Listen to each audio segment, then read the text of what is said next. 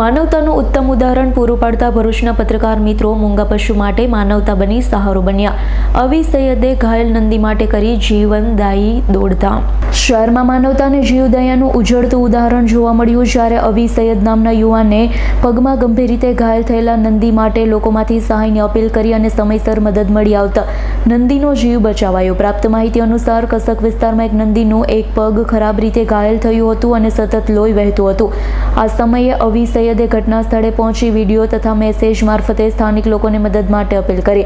અપીલને પ્રતિસાદ આપતા જીવદયા પ્રેમીઓ ઘટના સ્થળ પર દોડી આવ્યા. તાત્કાલિક પ્રાથમિક સારવાર આપી નંદીના પગમાંથી વહેતું લોહી બંધ કરવામાં સફળતા મળતા તેને ખૂબ જ રાહત મળી.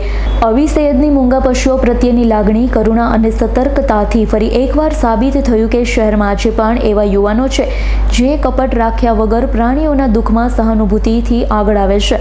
આ ઘટના શહેરના જીવદયા સંગઠન અને પશુ પ્રેમીઓ માટે પ્રેરણાદાયક બની છે. Bureau report S9 news Bharuch. અમારી તમામ માહિતીથી અપડેટ રહેવા માટે જોડાયેલા રહો S9 ન્યૂઝ સાથે.